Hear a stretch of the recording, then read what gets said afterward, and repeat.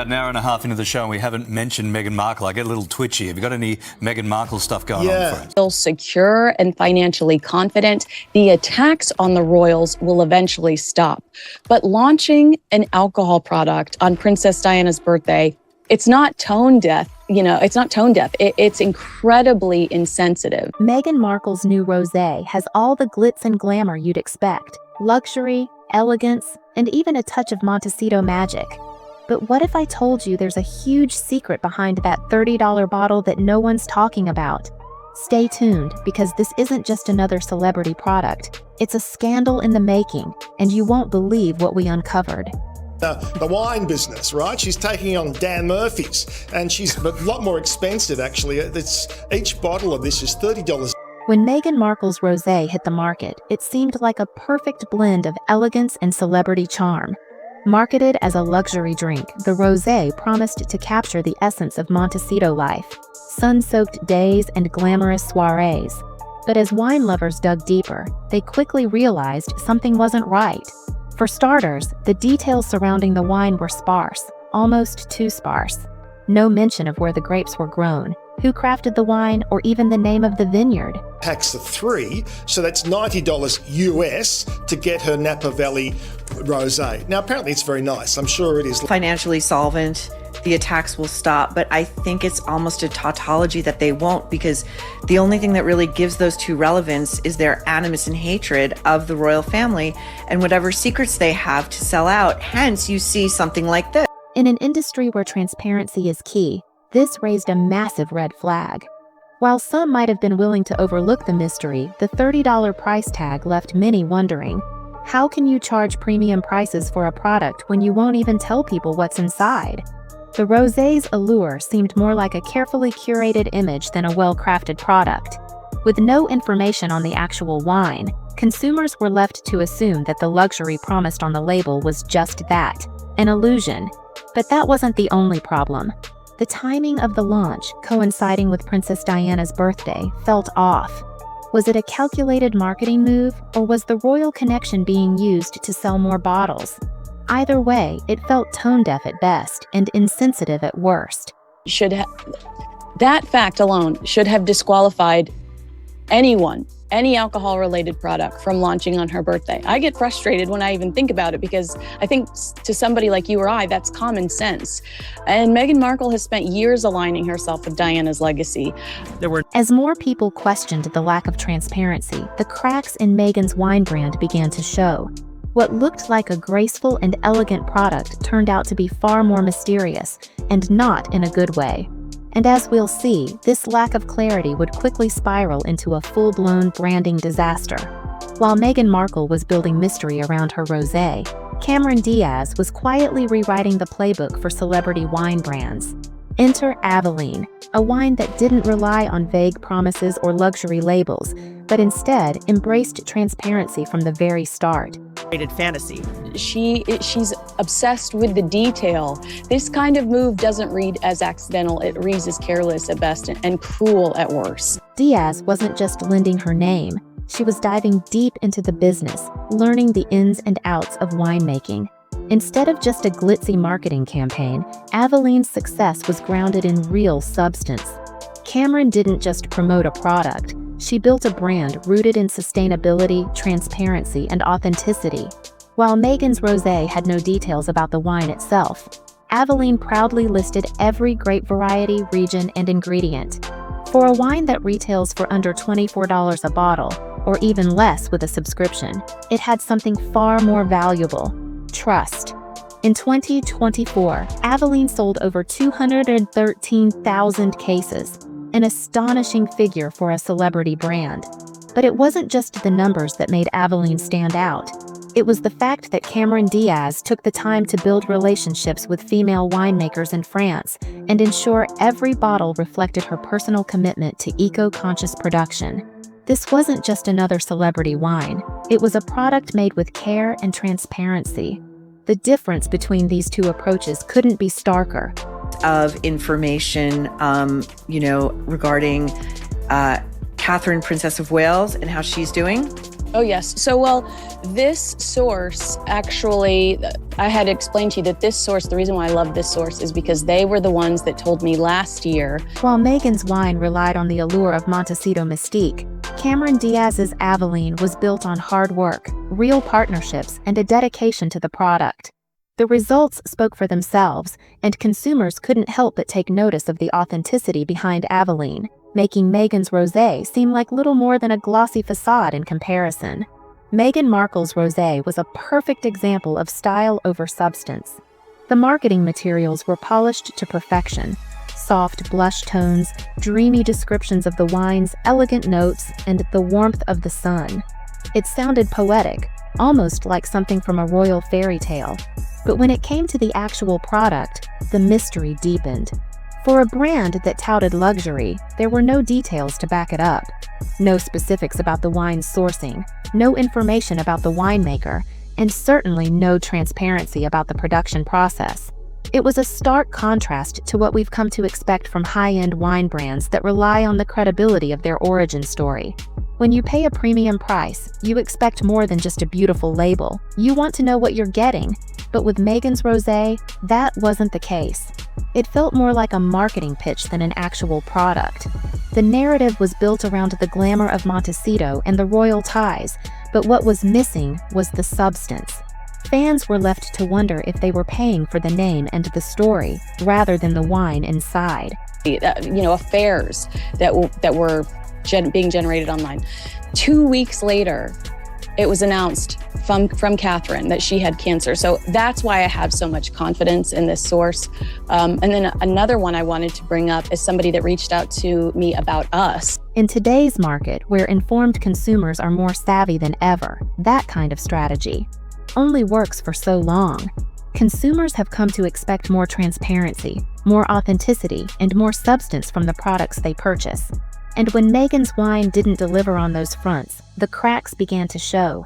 Instead of a well-rounded brand based on transparency and quality, it seemed like Meghan was selling a carefully crafted illusion, one that relied on name recognition and an aura of exclusivity to carry it. But in the world of wine, that's not enough to keep people interested, especially when there are brands like Avalene offering real value and trust. As soon as Meghan Markle's rosé hit the market, the questions started pouring in.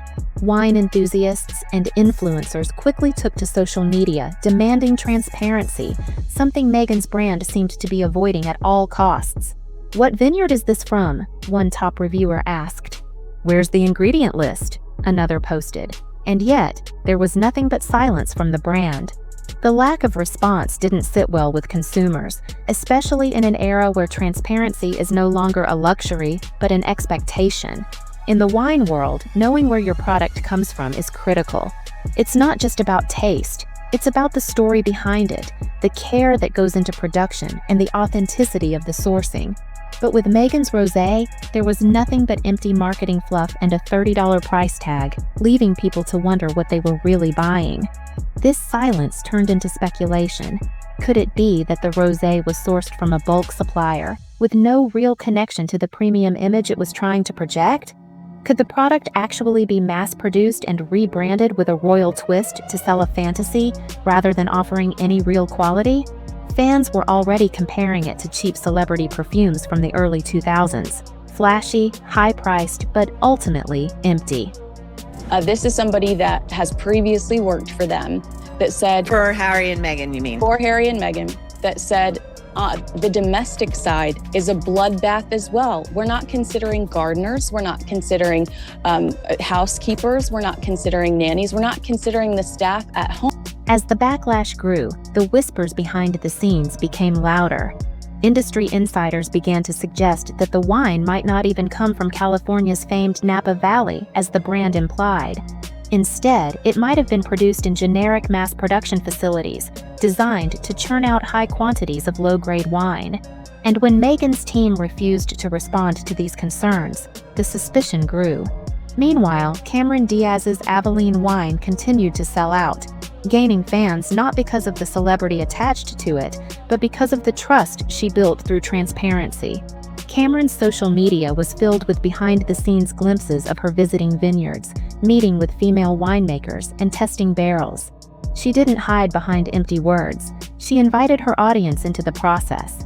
And in contrast, Meghan's brand seemed to be disappearing into the background, silent, evasive, and more concerned with maintaining a polished image than engaging with the consumers who were, quite frankly, questioning its authenticity.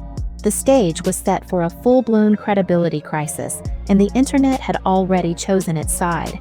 Fans weren't just questioning the quality of Meghan's rosé, they were starting to question the very foundations of her brand. As the scrutiny around Meghan Markle's rosé intensified, things took a darker turn. The most pressing question was simple: where does this wine even come from? In the wine industry, the source of your product is everything. Knowing the region, the vineyard, and the winemaker is crucial to understanding the wine's authenticity and quality. But with Meghan's rosé, there was nothing. No vineyard listed. No mention of where the grapes were grown. No production details. Just a glossy bottle with poetic descriptions and a hefty price tag. Consumers who expected transparency were left with a growing sense of unease. The lack of information felt deliberate, and not in the exclusive, mysterious way a luxury brand might market itself. Instead, it seemed like a strategic attempt to hide something, or perhaps there was nothing worth sharing in the first place. The silence around the sourcing raised red flags. We've been reporting for the body count when it comes to Harry and Meghan's former staff in the last few years. Kinsey, it's kind of like when there's a natural disaster and they can't locate the bodies, but they know there probably are not survivors among them. And they say, well, double the body count. That's kind of what this feels like. Was Meghan's wine crafted from top-tier vineyards, or was it simply another rebranded bulk product churned out by large-scale production facilities? Industry insiders began to raise their voices, pointing out that a brand built on exclusivity without clear details was almost always a sign of something fishy. In the wine world, it's common practice to list the grape varieties, the region, and the wine's certifications. These aren't just nice-to-haves, they're essential for building credibility. But Meghan's rosé lacked all of these fundamental details. Without this information, the wine could be anything. The vague packaging, paired with a lack of transparency, started to feel less like a premium offering and more like a calculated marketing scheme designed to cash in on her royal status and celebrity name. And the public wasn't having it. Wine critics and enthusiasts alike voiced their frustration. How could a product that claimed to be a luxury offering come with so little detail? It felt more like a mystery juice than a refined drink. The wine community is built on tradition and authenticity, and Meghan's rosé was quickly losing both. On top of this, the comparisons to bulk wine became unavoidable. Could Meghan's rosé have been sourced from mass production facilities? Was it a private label product slapped together from leftover stock? A growing number of consumers were starting to suspect that this wasn't vineyard-to-table wine. It was more likely a rebranded, mass-produced concoction. And with no vineyard or winemaker to name, the mystery only deepened. While Meghan's team stayed quiet, the online chatter only grew louder. Fans and critics began digging deeper, with some even speculating that this could be one of the most poorly executed celebrity products in recent memory. The more they investigated, the clearer it became. Meghan's rosé wasn't just overpriced, it was a marketing illusion with no substance to back it up. The longer her team refused to clarify any details, the worse it got. And as more people connected the dots, it became clear. This wasn't about wine at all. It was about selling an image, and unfortunately, that image was beginning to crack. As the questions around Meghan Markle's rosé continued to mount, the PR nightmare began to unfold. The lack of transparency was no longer just a minor issue. It was turning into a full-blown credibility collapse. Consumers, critics, and wine lovers were demanding answers, but instead of engaging with them, Meghan's brand responded by shutting down the conversation. For abusing my word only, or mistreating, or scolding a household employee, whether it's a domestic employee or a member of the As Ever staff. Right. So the tone is Prince Harry will step. Comments on social media were deleted, and questions about the wine's origins were met with silence. In the world of celebrity products, this is the equivalent of a massive red flag. When the people promoting your product start distancing themselves, it's not just a bad sign. It's a clear indication that something is deeply wrong, and that's exactly what happened. Influencers who had initially shown interest in Meghan's rosé started quietly pulling away. One beauty influencer with millions of followers deleted her posts and unfollowed Meghan's account altogether. Another lifestyle influencer, who had teased a partnership with the brand, began praising Avalene, Cameron Diaz's transparent wine brand, just days after the initial buzz around Meghan's rosé had started to fade.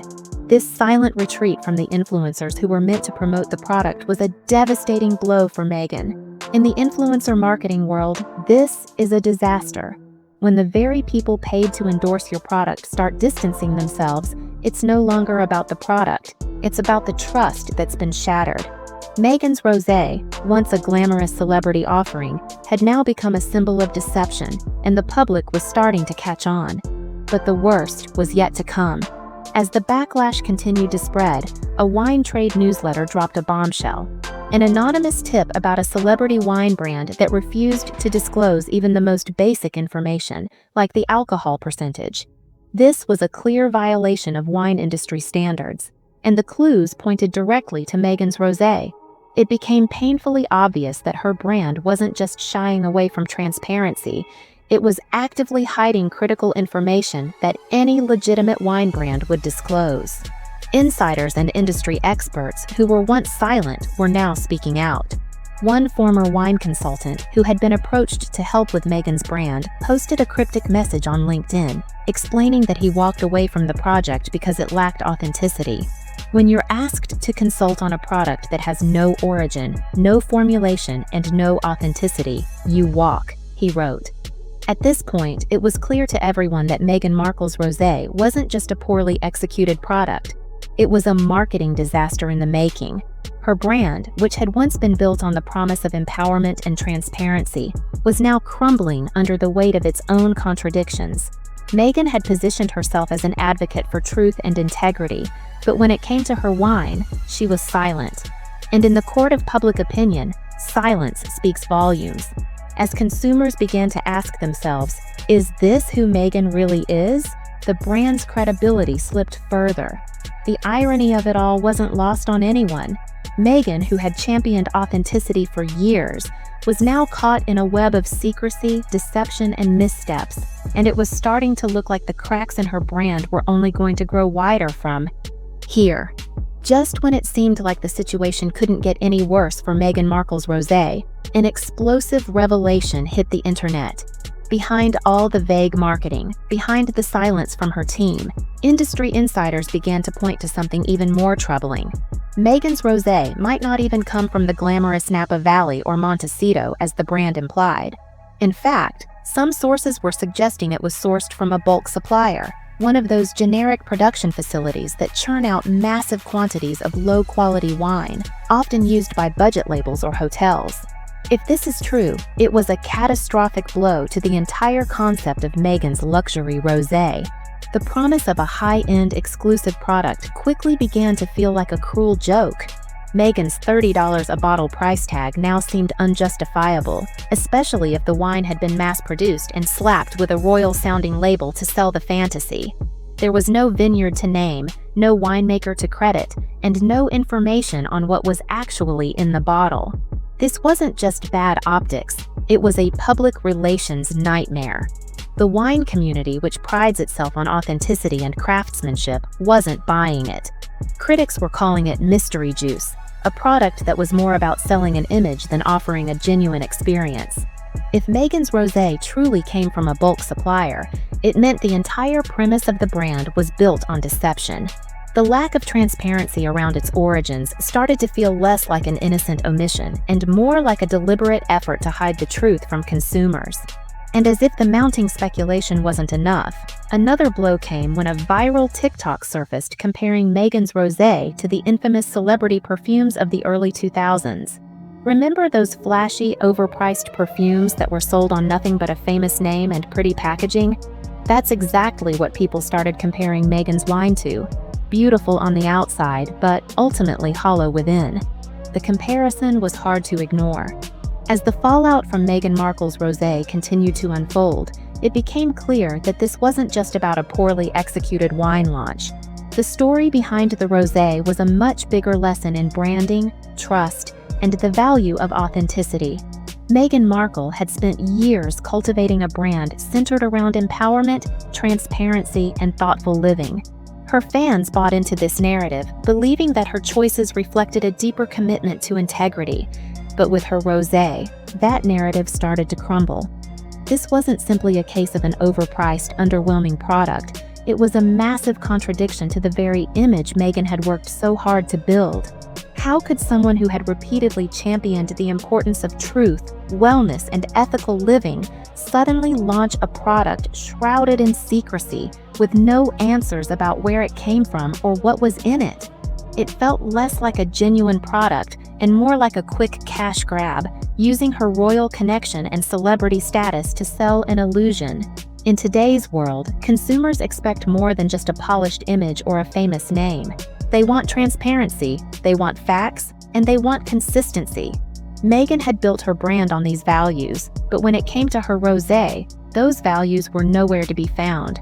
Her brand promise of authenticity, of a life lived with integrity, was shattered the moment her wine hit the market and the details were nowhere to be found. In the end, this wasn't just a tale of two wine brands. It was a story about the importance of consistency, trust, and authenticity in branding. Meghan Markle's rosé, for all its polish and glamour, couldn't stand up to the scrutiny because it didn't have those core values. And in today's world, where consumers are more informed and discerning than ever, that's a fatal misstep. The lesson here is clear. In a world where everyone is selling something, it's not enough to rely on your image alone. If your brand is built on a promise of authenticity, then every product, every move you make, must reflect that promise. Meghan Markle's rosé may have been a branding disaster, but it also served as a powerful reminder that, in business and in life, integrity always matters. In the end, Meghan Markle's rosé wasn't just a failed product, it was a branding lesson in the making. What started as a glamorous celebrity launch quickly unraveled, revealing the stark difference between image and substance. Meghan's brand, once a symbol of empowerment and transparency, was put to the test, and unfortunately, it couldn't withstand the pressure. Consumers expect more than pretty labels and a famous name. They want authenticity, trust, and value. And when that's not delivered, even the most polished image can crumble. The comparison to Cameron Diaz's Avalene couldn't be clearer.